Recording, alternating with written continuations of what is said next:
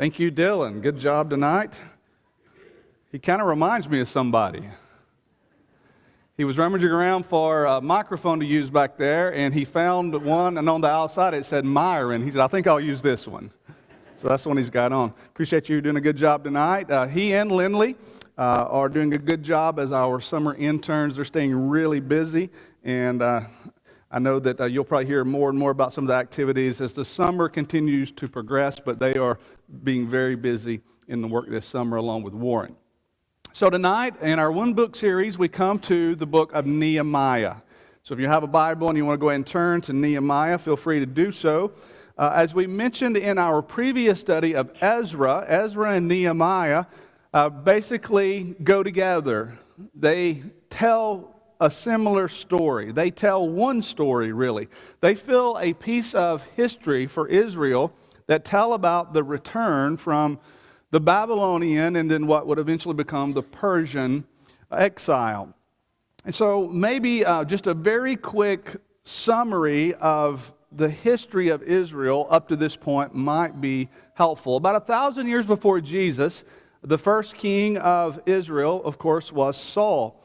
But David followed him, as you know, and David, of course, had a son by the name of Solomon, and after Solomon was king, the kingdom split in two. When Saul, David, and Solomon were kings, it was called the United Kingdom, and then afterwards the kingdom split in two, and thus you have the northern kingdom that is often, most of the time, called Israel, and the southern kingdom called Judah.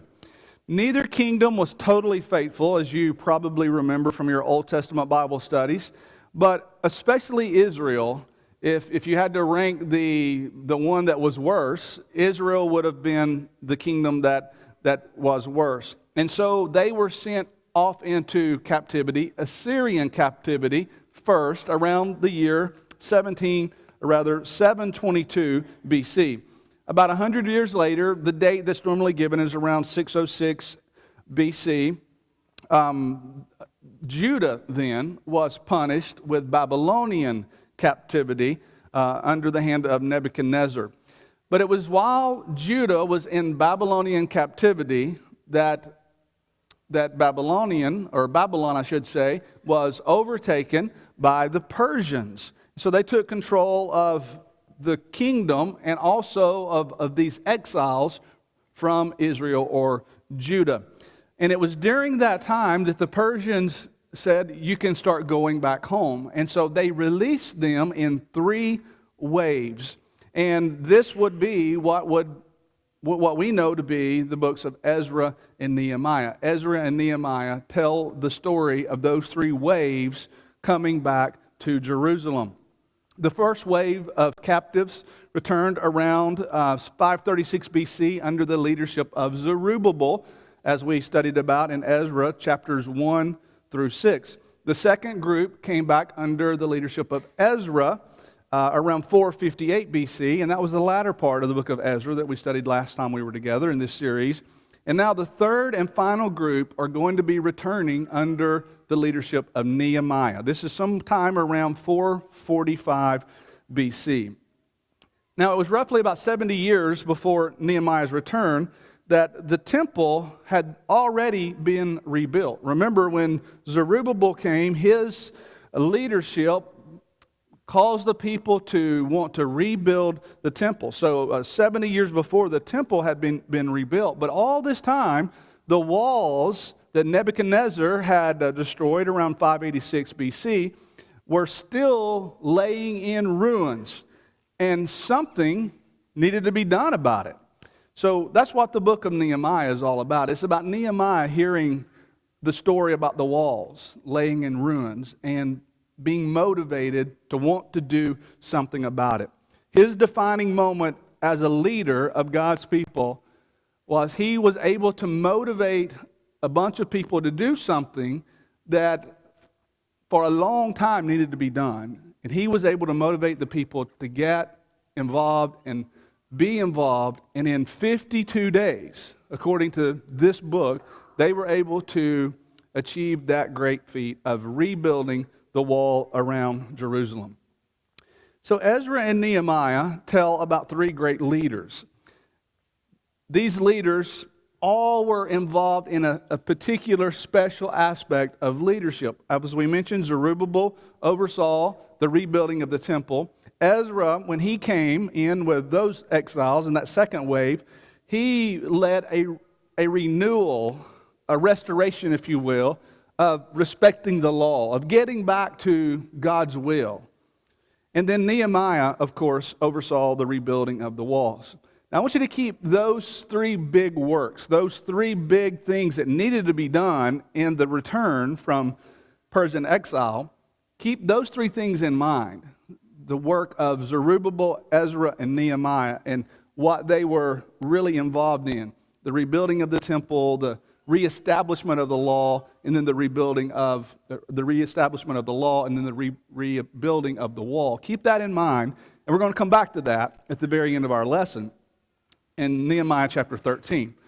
But I want to concentrate for just a few minutes tonight on Nehemiah, since this is the book we're studying. And what Nehemiah obviously is remembered to be is a leader. I would suggest to you that probably more books about leadership have been written about Nehemiah than probably any other biblical character, maybe outside of Jesus. Nehemiah is remembered as a great leader. All of these men that we've seen in Ezra and Nehemiah were, but Nehemiah is especially remembered as such.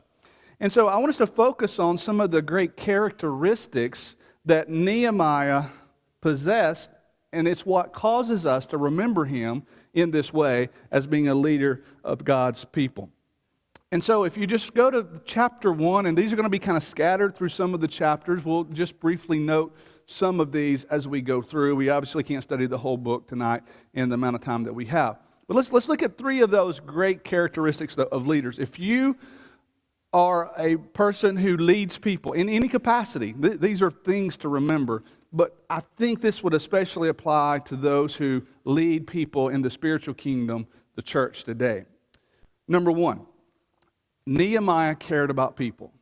He was a leader who cared about people. If you go to the very beginning of the story and pick up there in verse 2, he learns from one of his brethren that came with men from Judah, and it says he asked them concerning the Jews who had escaped and who had survived the captivity, and concerning Jerusalem. And they said to me, the survivors who are left from the captivity in the province are there in great distress and reproach. And the wall of Jerusalem is also broken down, and its gates are burned with fire. Now, it may seem that Nehemiah is inquiring about Jerusalem, perhaps. Or someone might say he's finding about the broken down walls. And all of that is true. But I want you to really notice that he is concerned about the people. And if you wonder about that, you can really look at verse 6. And you can see how he was concerned about the children of Israel, your servants. He had a burden for people. His burden was people-centered. And I think one of the biggest hindrances to leadership is actually developing a callousness to people. It doesn't really make sense when you stand back and look at it that way. But those who work with people will tell you that what's difficult about being a leader is working with people. And so you have to be careful that you don't develop a callousness or a lack of caring for what you are trying to do, and that is you're leading people. And I think you can see his concern for the people in three aspects here in just chapter 1. He was concerned, number one, for their safety. When he heard about the walls being broken down, that sent up this red flag that Jerusalem is not safe. In those days, if a city did not have walls built around it, it signaled that that city was not safe. So he was concerned about their safety. You can see also in verses 6 and 7, he was concerned about a sin problem that they had. And that was something that no doubt Zerubbabel was concerned about, and Ezra was concerned about as well, because he led that movement to be restored to doing things according to the word of the Lord. And no doubt Nehemiah had this as a motivation as well. And then also verses 8 and 9, you can see that he was concerned about their shepherding. He was concerned that they were people that didn't have leadership. And one of the greatest motivations of a leader would be to see people who are like sheep without a shepherd, and to say, I want to help. And I believe that's the quality that we're seeing here in Nehemiah. He cared about people. The second thing, he also was willing to make a big sacrifice. If you go down to the end of the chapter 1, you'll note that it says, the very last statement, for I was the king's cupbearer. Well, remember, he's in Persia. He's serving as the king's cupbearer, and he hears this tragic news about what's going on in Jerusalem. And it motivates him to make arrangements with the king to be able to go back and do something about that, to lead people to rebuild the walls of Jerusalem. But what I would remind you of is, unless you know something about what a cupbearer had to do and the responsibilities and even the fact that they were looked upon as an important job, you might not really understand that he makes a big sacrifice. So let me tell you about a cupbearer. A cupbearer for a king was a very high position in a court in those days. Of course, he had the responsibility to choose and taste wine and food before it was brought before the king, just to make sure that the king would not be poisoned. Everybody knows that. But he also was usually a handsome man. He was well trained. He had etiquette. And he had to also be a companion to the king. He was looked upon to be someone who would listen and maybe even offer good advice.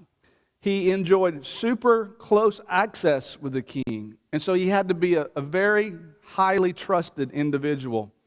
Early documents revealed that the cupbearer could also be the keeper of the royal signet. He might even be in charge of administration of accounts. He might even be considered second in command to the king. Not only that, Nehemiah lived in the palace at Shushan with the king. And excavations later show that it was built with cedar, gold, silver, and ivory. The walls were decorated artistically. They were decorated with glazed bricks, and they were had designs of winged bulls on them, historians say. And then in this palace, Nehemiah would have also lived well. He would have eaten the very best food. He would have worn the very best clothes. He would have lived in very, very comfortable quarters. In other words, it was a premium job in those days. He had that. And yet he said, I'm willing to give that up. And so it's a reminder, I think, again, for leaders to be willing to make sacrifices. What a great characteristic. And then the third of these characteristics also is seen, I think, in a big chunk of this book. He also was willing to be a leader who could overcome obstacles. Any leader will tell you that part of the difficulty in leading is there will be obstacles that must be overcome. First of all, he was willing to try to do something that hadn't been done for a very long time. They say that it was about 140 years or so that these walls have been laying in ruins. Now, they did it in 52 days. Once he got the people motivated to work, they did it in 52 days, which begs the question, why in the world had someone previous to Nehemiah not had the same concern about the safety of the city and said, why don't we join our forces and do this? But nobody had done that.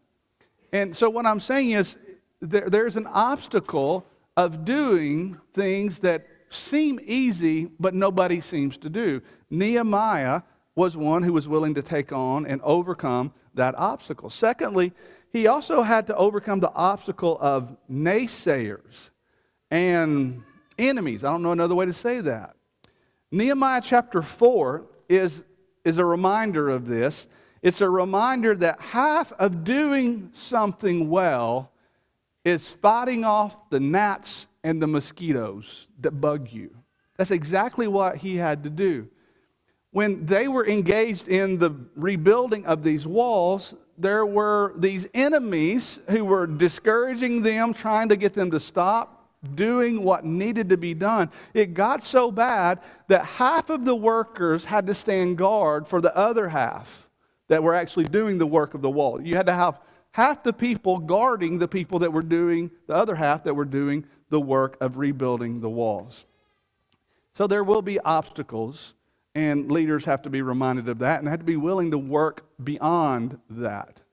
And then the third thing, Nehemiah also overcame the obstacle of selfishness. We talked about selfishness a little bit this morning.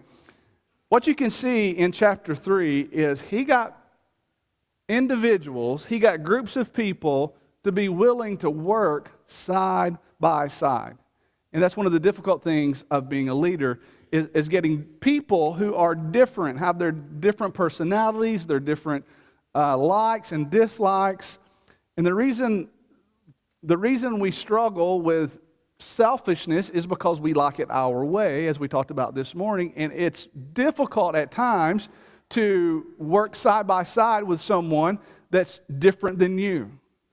They might talk different, they might live different, they might have different motivations, aspirations, and you still might be fellow church members or fellow Israelites in this case.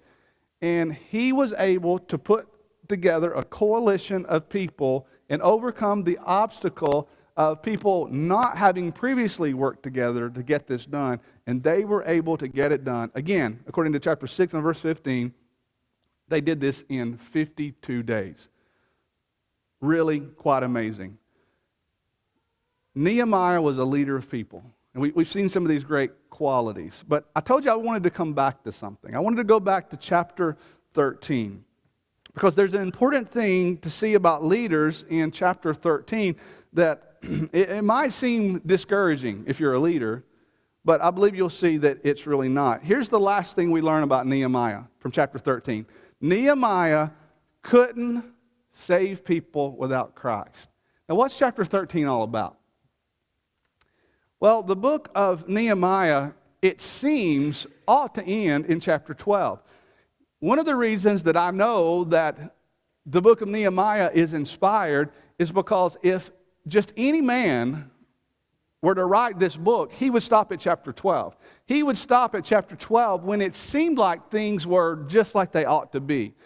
Things were ending up in chapter 12, bright and beautiful. You know, everything seemed to be well again because the temple had been rebuilt. The people had agreed to start practicing the law again. And now Nehemiah had led this effort to rebuild the walls. And I'm sure people were standing around thinking, this is the way it ought to be. That's chapter 12.